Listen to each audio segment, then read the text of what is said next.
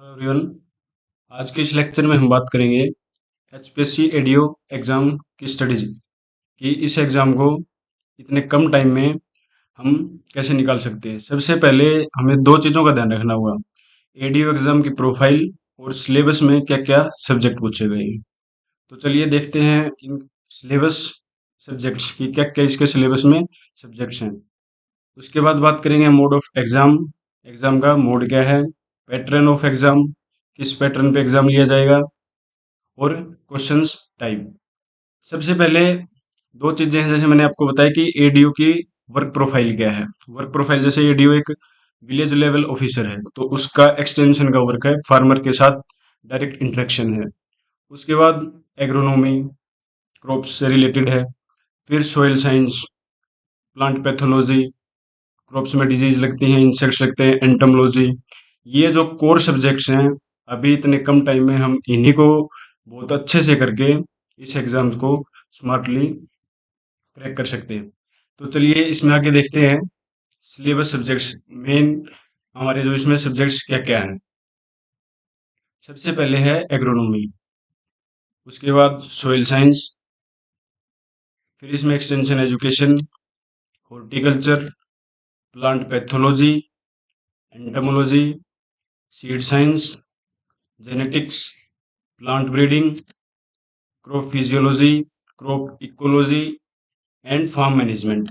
ये जो हमारे पास सिलेबस जैसे अवेलेबल है उस सिलेबस में ये सब्जेक्ट्स दिए हुए हैं, जिसमें इसमें हॉर्टिकल्चर काफ़ी ब्रॉड दिया हुआ है, लेकिन ये हॉर्टिकल्चर और जेनेटिक्स प्लांट ब्रीडिंग इतने नहीं आएंगे जितना इसमें इन्होंने सिलेबस डाल रखा है, क्योंकि बहुत कम टाइम है और इतने कम टाइम में इतना वास्ट सिलेबस कवर हम नहीं कर सकते। तो इसको स्मार्टली और एक बेस्ट स्ट्रेटेजी बना के हम इस एग्ज़ाम को बहुत ही अच्छे से क्रैक कर सकते हैं। ये एग्ज़ाम बिल्कुल भी टफ नहीं है। और इसके बाद एक बार बात कर लेते हैं कि ये मोड ऑफ एग्ज़ाम, जैसे पेपर जो है वो इंग्लिश लैंग्वेज में हुआ केवल, और जो टोटल नंबर ऑफ क्वेश्चन है वो 100 क्वेश्चन आएंगे। क्वालिफाइंग जनरल के लिए मिनिमम 50% एंड 45% अदर कैटेगरीज के लिए मिनिमम क्वालिफाइंग क्राइटेरिया है ये, कि आपको इंटरव्यू में अगर आपके इतने स्कोर हैं रिटन एग्जाम में तभी आपको वहाँ बुलाया जाएगा। उसके बाद रिटन मार्क्स को 50% लिए जाएंगे रिटन मार्क्स के, फाइनल जो मेरिट लिस्ट बनेगी।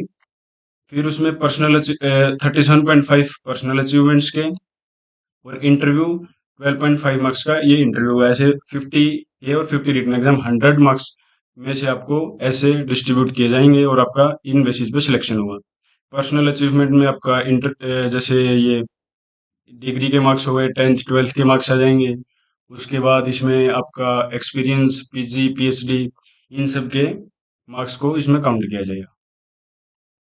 तो अब देखते हैं नंबर ऑफ क्वेश्चंस की एक सब्जेक्ट से कितने नंबर ऑफ क्वेश्चन यहाँ बन सकते हैं।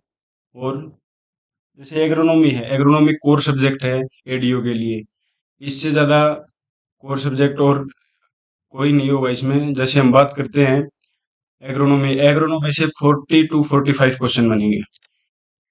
फिर सोइल साइंस 18 से 23 क्वेश्चन इसमें सोइल साइंस से बनेंगे।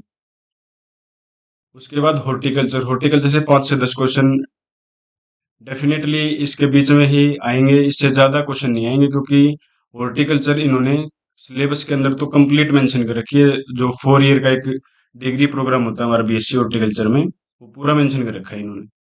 तो इस पे आप ज़्यादा पैनिक लेने की जरूरत नहीं है हमारे इसको सिलेबस को देख के। सिर्फ आप स्मार्टली इस पे वर्क करें कि इसको हम कैसे कम टाइम में कंपाइल करके और कैसे निकाल सकते हैं इस एग्जाम को। एक्सटेंशन, एक्सटेंशन एजुकेशन से नो डाउट 8 से 10 क्वेश्चन।